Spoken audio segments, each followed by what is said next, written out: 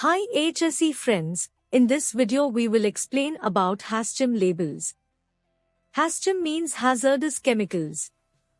HAZCHEM labels are safety signs that instantly communicate to staff the substance at hand, as well as how to safely store, handle, transport, and deliver it.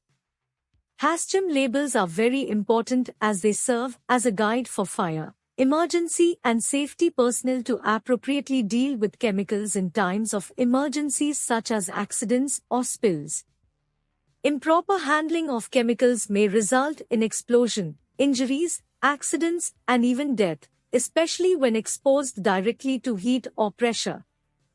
To reduce the risk of violent reactions of chemical materials, HAZCHEM signs usually determine the standard category of chemicals and instantly inform the person in charge of handling the proper way of transporting, storing, and managing these substances.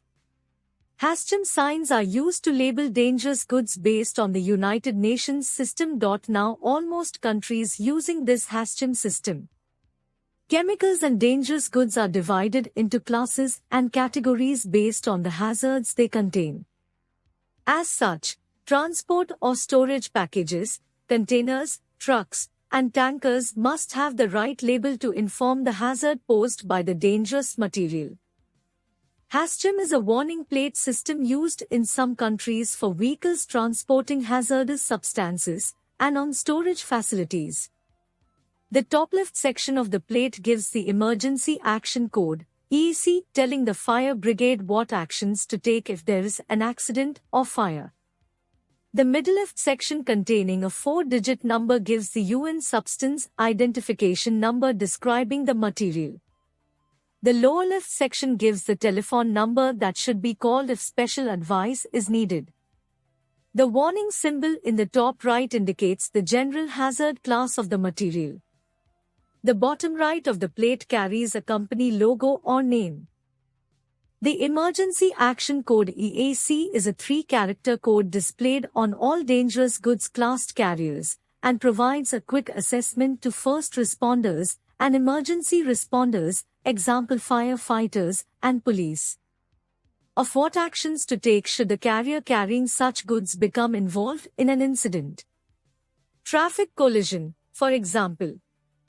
EACs are characterized by a single number, 1 to 4, and either 1 or 2 letters, depending on the hazard. The number leading in the Emergency Action Code indicates the type of fire-suppressing agent that should be used to prevent or extinguish a fire caused by the chemical. If number is 1, we use coarse water spray.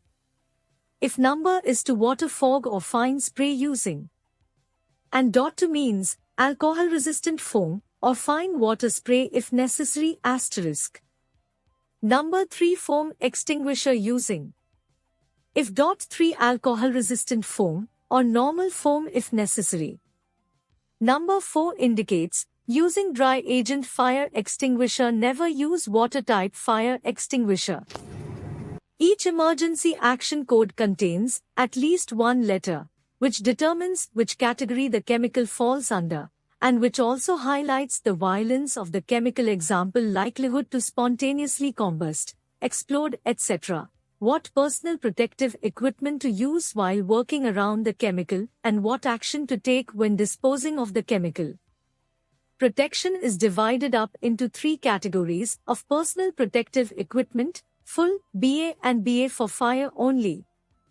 Full denotes that full personal protective equipment provisions must be used around and in contact with the chemical, which will usually include a portable breathing apparatus and watertight and chemical-proof suit. E at the end of any emergency action code. It is an optional letter, depending on the nature of the chemical. If a category is classed as violent, this means that the chemical can be violently or explosively reactive, 3, either with the atmosphere or water, or both, which could be marked by the dangerous when wet symbol. Protection is divided up into 3 categories of personal protective equipment: full, breathing apparatus, and BA for fire only. Full denotes that full personal protective equipment provisions must be used around and in contact with the chemical, which will usually include a portable breathing apparatus and watertight and chemical-proof suit.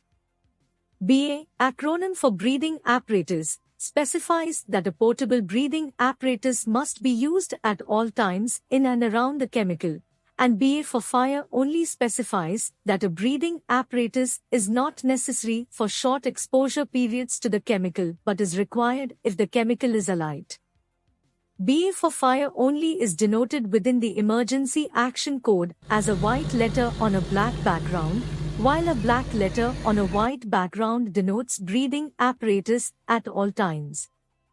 When changing the background color is not possible, such as with handwriting, the use of brackets means the same as a black background. 3.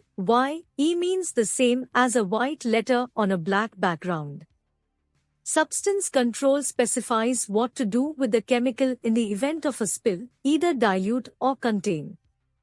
Dilute means that the chemical may be washed down the drain with large quantities of water. Contain requires that the spillage must not come in contact with drains or watercourses.